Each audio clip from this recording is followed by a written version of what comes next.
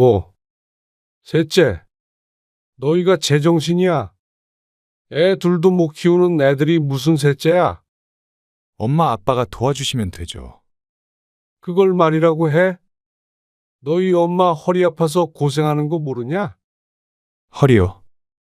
그래, 알턱이 있나? 너희 놀러 다니느라 바빠서 애들이 어떻게 크는지 부모가 얼마나 힘든지는 안중에도 없잖아. 그게 아니잖아요. 둘 다 회사 다니려면 어쩔 수 없었죠. 저희도 힘들었어요. 그렇게 힘들었다는 애들이 무슨 셋째야? 있는 애들이나 잘 키워. 이제 주말이고 뭐고 전혀 안 봐줄 테니까. 오늘도 봐준다는 건 취소다. 나는 이만 올라가마. 네? 아버님, 아버님 손주잖아요. 언제는 손주 보고 싶다고 그러셨잖아요. 내가 손주 필요해서 낳아주기라도 한 것처럼 말한다. 뭐, 육아가 쉽다고? 그래서 또 낳아서는 우리 집에 던져놓고 너희는 할 일 다 하고 다니려고? 애들이 무슨 장난감이야? 오늘 이야기 속 주인공은 65세 김용진 씨입니다. 그리고 그의 아들과 며느리에 관한 이야기입니다. 처음엔 맞벌이하는 자식들을 위해 은퇴한 김 씨 부부가 육아를 도왔습니다. 하지만 아들 내외는 단맛을 맛보았는지 그 끝을 몰랐습니다. 김 씨 부부가 방문했을 때 안방 화장실을 썼다고 불쾌해하던 며느리는 아이들을 맡길 때는 그렇게 착한 며느리가 또 없었습니다. 벌써 쌍둥이 손주 둘을 돌봐주느라 늙은 부모 허리가 휘는 것도 모르고 육아가 쉬웠다는 말을 하는 아들 며느리가 기가 찼습니다. 니들 자식은 니들이 키우라고 했으면 됐을 텐데 부모가 뭐고 자식이 뭐라고. 그러면서 애들을 쉽게 키웠으니 하나 더 낳고 싶다는 어처구니 없는 아들네. 어쩌면 같은 아파트에 사는 것부터가 불행의 시작인지도 몰랐습니다. 애초에 가까이 있지 않으면 부탁할 일도 없었을 테니 말이죠. 김 씨 부부에게는 딸 하나, 아들 하나가 있었습니다. 딸이 먼저 결혼을 했는데 김 씨네 집에서 차 타고 20분이 채 안 걸리는 꽤나 가까운 곳에 살았습니다. 아이는 하나를 낳았고 아이가 생긴 뒤에도 여전히 맞벌이를 했습니다. 너 애 키우면서 일까지 하는 거 안 힘들어?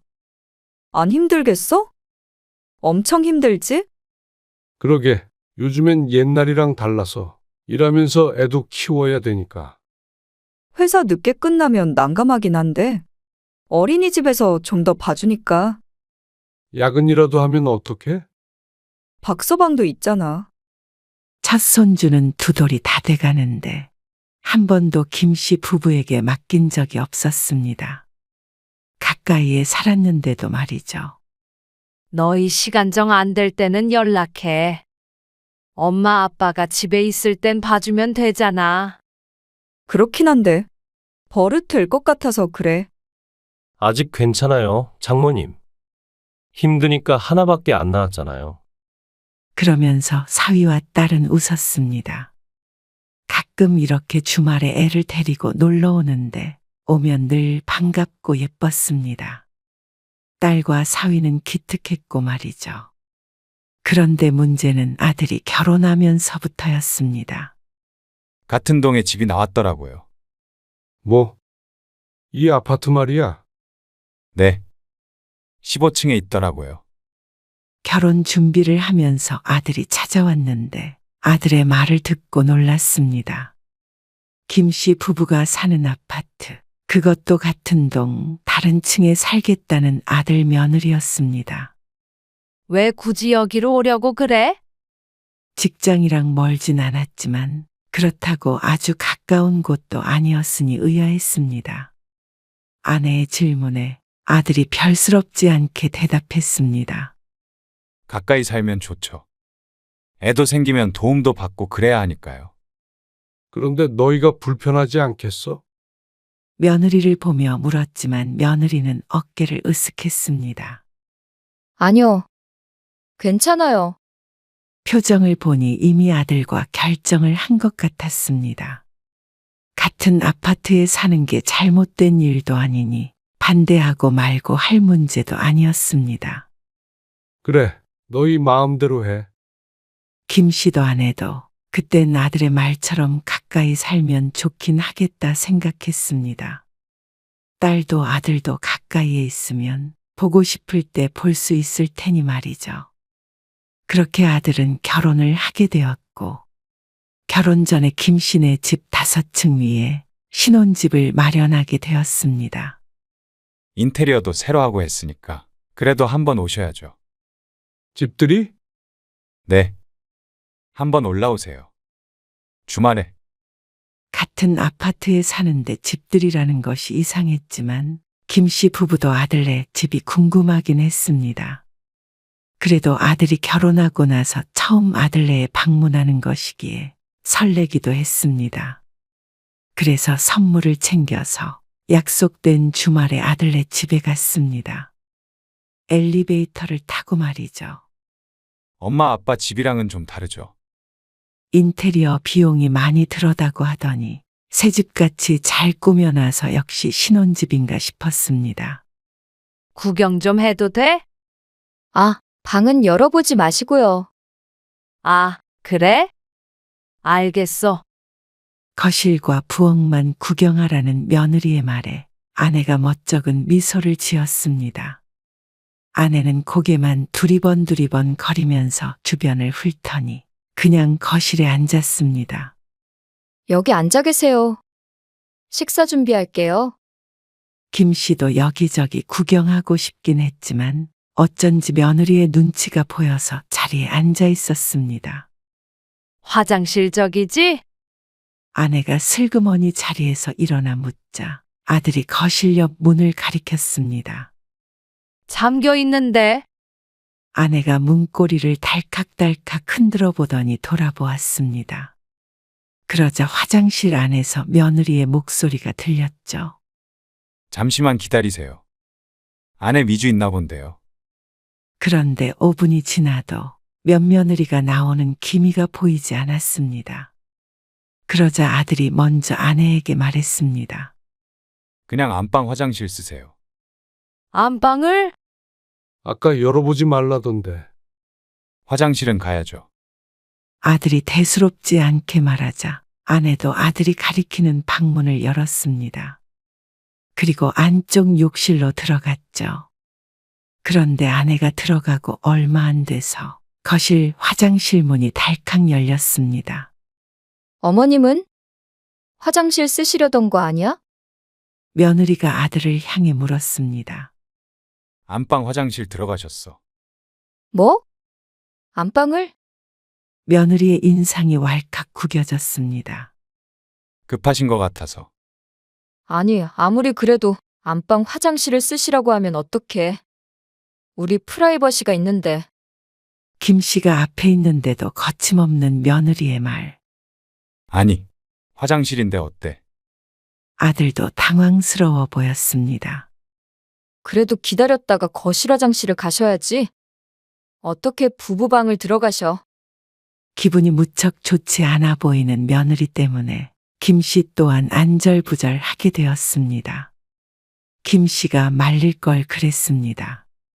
방문을 못 열어보게 하는데 안방 화장실을 이용한 게 좋을 리가 없었다고 생각을 했었어야 했죠.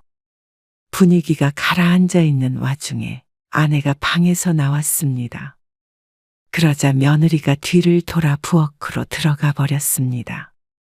아내가 이상한 분위기를 감지하고 김 씨에게 눈짓으로 물었지만 김 씨는 고개를 가로저었습니다. 그때부터는 김 씨도 아내도 그리고 아들조차도 며느리의 눈치를 보게 되었습니다.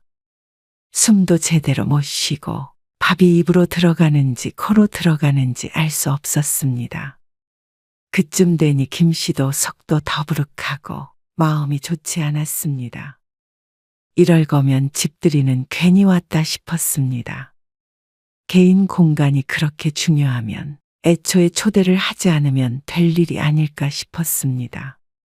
며느리 성격이 만만치 않은 건 결혼 전에도 조금씩 느꼈지만 이렇게 사람을 어렵게 할 거라고는 예상치 못했습니다. 그래도 김 씨 부부가 시부모인데 말이죠. 그 뒤로는 과일도 먹지 않고 집으로 돌아오게 됐습니다. 내가 괜히 안방에 들어가가지고. 아, 당신이 뭐 그 방에서 잠을 잤어? 아니면 뭘 훔쳐가기라도 했어? 화장실 쓰라길래 쓴 것뿐인데 뭘 당신 잘못이야? 그날 이후로 김 씨 부부는 아들 며느리와 거리를 조금 두게 되었습니다. 안 보고 지내는 것은 아니었지만 아들네 집에는 절대 올라가지 않았고 볼 일이 있으면 김 씨의 집이나 밖에서 봤습니다. 그리고 먼저 연락하지 않았습니다. 며느리가 불편하다니 김 씨 부부 또한 편할 수 없었죠. 며느리도 아들도 그 정도 거리가 딱 좋은 듯 했습니다. 그러니 오히려 탈 없이 지내게 되었습니다.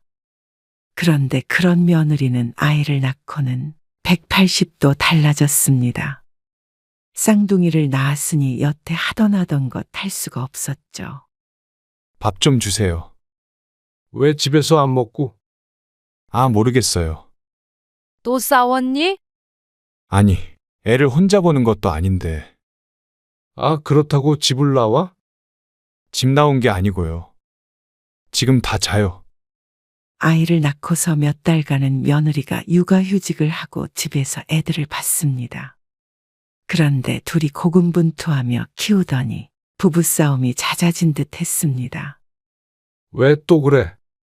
나도 일하고 오면 힘든데. 자꾸 애만 보라고 그러니까 그렇죠.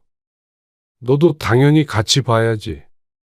종일 애랑 얼마나 힘들겠어. 아들은 투덜대며 아내가 차려주는 밥을 먹었습니다. 자꾸만 이러다가는 다음엔 정말 짐 싸들고 내려올지도 모른다고 생각했습니다. 주말에 엄마 아빠가 봐줄 테니까. 둘이 어디라도 가서 바람 좀 쐬고 와. 다음날 아침에 데리고 가면 되지. 정말요? 며느리가 맡길까 싶었지만 아들에게는 그렇게 말해두었습니다. 그런데 다음날 바로 쌍둥이 아이들을 데리고 온 아들. 데이트하고 와. 어머님, 아버님. 감사해요. 내일 아침에 일찍 데리러 올게요. 아들은 며느리와 함께였습니다. 얼마나 상냥하게 말하던지 김 씨는 자신의 며느리가 맞나 싶었습니다. 한번 애들 데리고 내려오라고 해도 싫다고 그러고 보러 가는 것도 좋아하지 않더니 육아가 힘들긴 한 모양이었습니다. 아이고, 애들이 왜 싸우는지 알겠네. 쌍둥이를 본 지 몇 시간 되지 않아서 김 씨가 한 말이었습니다.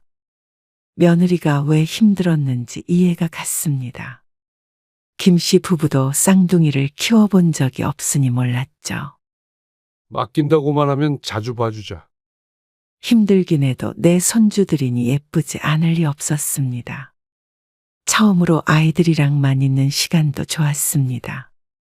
그리고 일요일 아침에 다시 아이들을 데리고 가며 아들도 며느리도 무척 기뻐했습니다. 화해했어? 아, 당연히 화해했죠. 종종 이렇게 봐주세요.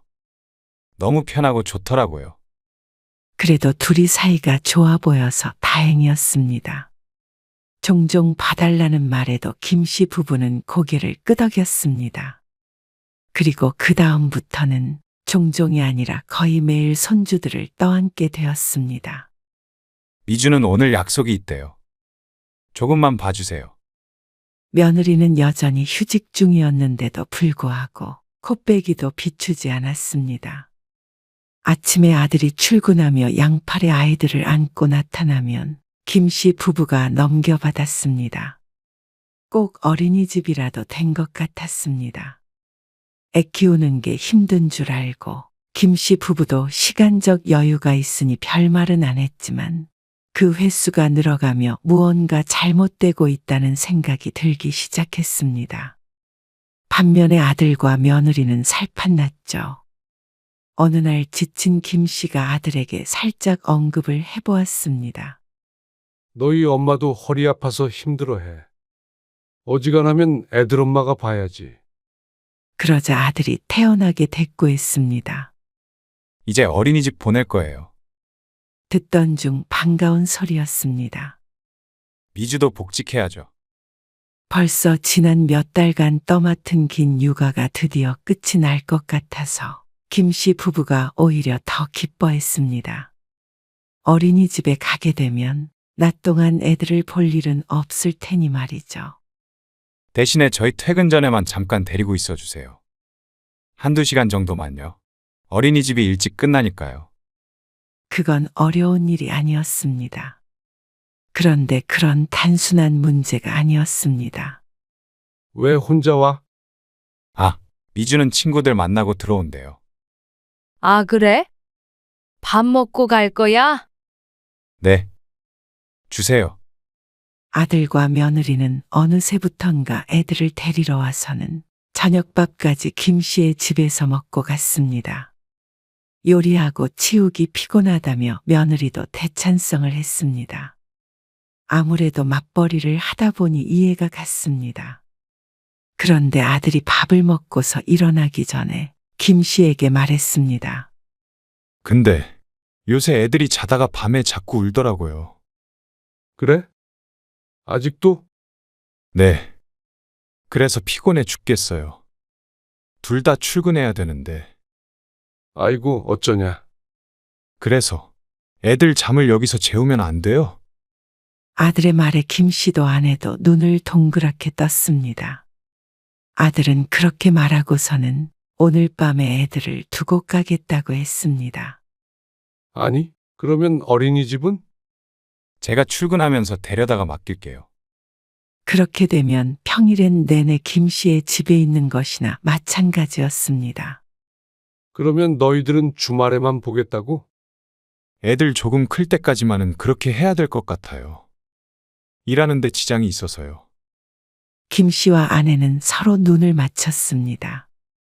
어린이집에 보내기 때문에 저녁 시간에 잠깐 보고 잠을 재우는 것뿐이지만 둘을 그렇게 보는 것도 쉬운 일이 아니었기 때문이었습니다. 그것도 매일을 말이죠. 그런데 출근에 지장이 있다는 말에 어쩔 수 없이 고개를 끄덕이게 됐습니다. 그러면 애들 놓고 가고요. 이따가 미주 오면 짐 챙겨서 가져다 드릴게요. 그렇게 졸지의 손주들을 김 씨의 집에서 키우게 되었습니다. 그리고 그 다음부터의 일상은 여느 가족과는 다르게 조금 독특했습니다. 저희 왔어요. 왔니? 아들 며느리는 퇴근하고 김 씨의 집으로 먼저 왔습니다. 그리고 저녁밥을 먹었죠. 애들 잘 있었어요? 그래. 둘 다 잔다. 오늘은 조금 늦게 퇴근하는 바람에 쌍둥이는 이미 잠자리에 든 상태였습니다. 그럼 저희는 올라가 볼게요. 아들과 며느리는 아이들이 자니 밥만 먹고 자리에서 일어났습니다. 그리고는 자연스럽게 집으로 올라가 버렸죠. 이런 가족이 있나 싶었습니다. 아들 며느리와 같이 사는 것도 아니고 따로 사는 것도 아닌 것 같은 기분이었습니다. 그리고 금요일 저녁에는 데리고 가야 했지만 대부분 금요일은 아들도 며느리도 약속이 있다고 토요일 오전에 데리러 왔습니다. 머리는 까치집을 하고 아주 늦은 시간에 말이죠. 그러다 보니 김 씨 부부가 완전히 쉴 수 있는 날은 일요일 하루뿐이었습니다. 아직 전화 없어? 전화를 받지도 않네. 토요일 점심시간이 다 되었는데도 아이들을 데리러 올 기미가 보이지 않았습니다. 어제 무슨 모임 다녀왔다던데? 아이고, 애들 기다리는 것 봐. 종일 기다리는 아이들이 불쌍하지도 않느지. 김 씨는 아들 내외가 참 원망스러웠습니다. 어쩔 수 없이 맡겼다고 하더라도 아이들이 보고 싶다면 만사제 쳐두고 주말엔 와야 하는 게 맞는데 말이죠. 놀이터라도 다녀와야겠다. 김 씨의 집이라고 놀 것이 많은 것도 아니었습니다. 그리고 김 씨도 집안에서 놀아주기에도 체력이 달렸습니다. 당신은 집에서 밥 차리고 있어. 김 씨가 쌍둥이들을 데리고 놀이터로 나갔습니다. 그러자 더욱 심란해졌습니다. 주말 점심시간 놀이터엔 아이들이 많았는데 대부분이 부모들과 나와서 함께 놀고 있었습니다. 벤치에 앉아 있는 사람들 중에서 김 씨가 가장 나이가 많을 것 같았습니다. 조부모가 애를 봐주는 집안도 많겠지만 아무래도 주말엔 부모가 직접 돌볼 테니 말이죠.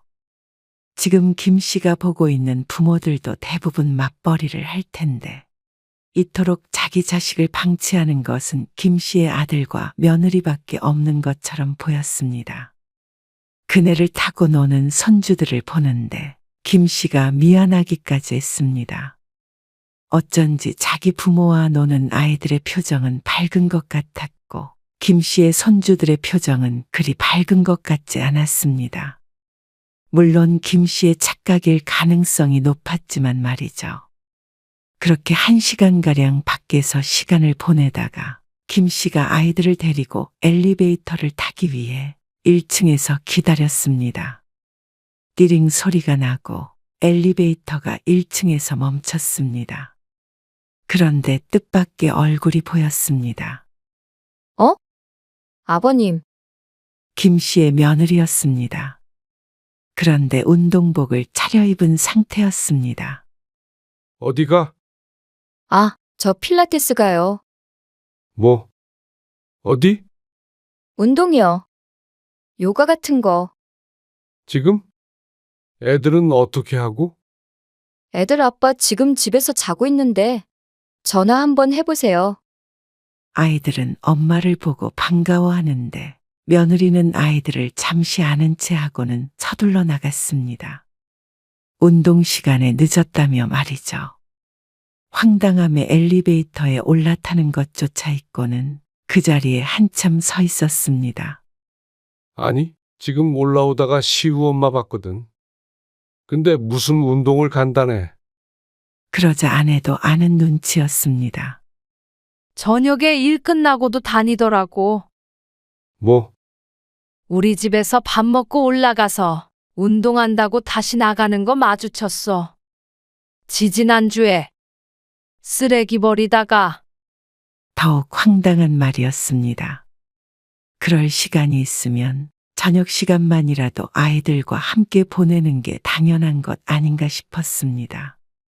나도 한마디 했더니 취미생활도 해야 된다고 눈 똑바로 뜨고 말하는데 애들을 내팽개쳐놓고는? 그러니까 말이야. 근데 뭐라 그래. 형인이도 축구인지 뭔지 운동 다닌다고 왜 자기는 못하냐고 따지는데 또 며느리의 기에 밀려서 아무 말도 못한 듯 했습니다. 이럴 거면 어째서 자식을 낳았는지 모를 일이었습니다. 김 씨도 평생 자식 키우느라 고생했는데 이제는 자식의 자식까지 키우다가 죽겠구나 싶었죠. 어린이집에서 빨리 돌아오니 그 공백 시간을 봐주는 것까지는 도움을 줄 수 있지만 이제 김 씨의 집에서 재우는 것은 해서는 안 될 듯 했습니다. 이러다가 손주들이 엄마 아빠 얼굴도 몰라볼 것 같아 걱정이었습니다. 물론 아들은 그 말을 듣고는 펄쩍 뛰었습니다. 아니, 한 1년만 더 봐주세요. 애들이랑 같이 자면 진짜 너무 피곤해서 그래요. 힘드시더라도 조금만 더 부탁드려요. 그간 편하긴 한 모양이었습니다. 아니, 퇴근 후에는 좀 같이 시간도 보내고 해. 힘들어도 지지고 볶고 사는 거잖아. 어떻게 애를 계속 남의 손에 키워? 남의 손이라니요. 할머니, 할아버진데. 그 얘기가 아니잖아. 그리고 애들을 여기에 맡겨놓고 너희 운동 다니고 할 게 아니고 말이야. 애들이 너희 얼마나 기다리는데. 아, 이번에 여행도 한번 갔다 오려고 했단 말이에요. 뭐? 여행? 애 낳고 여행도 한번 못 가봤잖아요.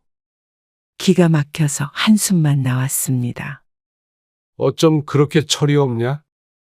차라리 애들 좀 크고 같이 가던가 해.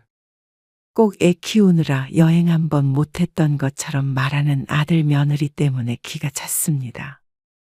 주말에도 종종 맡기고 놀러도 다녔으니 말이죠. 해외여행을 가고 싶다고 하더라도 애들이 이렇게 어린데 좀 참을 수 없나 싶었습니다. 그때부터는 김 씨 부부도 퇴근한 아들 내외에게 아이들을 돌려보냈습니다.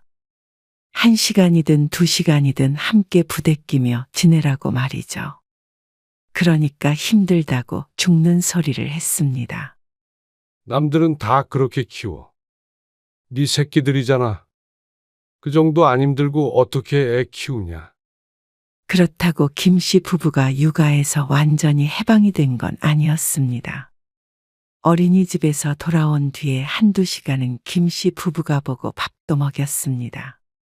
그래도 김 씨 집에서 재우지 않는 것만 하더라도 많이 발전한 것이라고 생각했습니다. 주말 아침에도 자연스럽게 아들 내외가 아이들을 봤으니 말이죠. 이따가 오후에 애들 좀 봐주세요. 그래. 알았다. 점심 먹고 놀이터 잠깐 들렸다가 데려다 놓을게요. 그래도 주말이 됐을 때는 가끔 봐주기도 했습니다. 김 씨도 손주들이 보고 싶었고 아들 며느리도 숨통을 틔워주기 위해서였죠. 당신이 나가서 데리고 와. 놀이터에 있다며? 그럴까? 김 씨는 점심을 먹고 손주들을 데리러 놀이터로 나갔습니다. 그런데 아들 며느리가 나와서 벤치에 앉아 있었고 그 앞에서 아이들이 놀고 있었습니다. 아들 며느리의 뒷모습을 보며 다가가는데 둘의 말소리가 들렸습니다. 그 소리를 듣고는 황당하기 그지없었죠. 하나 더 낳을까, 우리? 뭐? 셋을 어떻게 키워? 왜 못 키워? 어머님, 아버님 계시는데.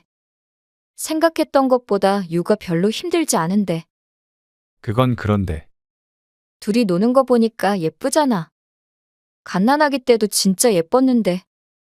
예쁘긴 하지. 그렇게 말하니까 하나 더 낳아도 좋긴 하겠다. 애들은 금방 크잖아. 그니까 별로 안 힘들지? 어쨌거나 같은 아파트로 이사 오길 잘했네. 어처구니가 없어서 듣고 있었지만 더는 듣고 싶지 않아서 가까이 다가갔습니다. 애가 알아서 쑥쑥 크는 줄 아냐. 그렇게 클 동안 너희는 놀러 다니느라 힘든 줄 몰랐겠지. 아, 아빠. 이제 어린이집 끝나고도 너희가 데리고 가. 퇴근 시간까지 봐주기도 하잖아. 갑자기 왜 그러세요? 뭐? 셋째, 너희가 제정신이야. 애 둘도 못 키우는 애들이 무슨 셋째야? 엄마 아빠가 도와주시면 되죠. 그걸 말이라고 해? 너희 엄마 허리 아파서 고생하는 거 모르냐? 허리요. 그래. 알턱이 있나? 너희 놀러 다니느라 바빠서 애들이 어떻게 크는지 부모가 얼마나 힘든지는 안중에도 없잖아. 그게 아니잖아요. 회사 다니려면 어쩔 수 없었죠. 저희도 힘들었어요. 그렇게 힘들었다는 애들이 무슨 셋째야. 있는 애들이나 잘 키워. 이제 주말이고 뭐고 안 봐줄 테니까. 오늘도 애들은 너희가 알아서 하고 나는 이만 올라가마.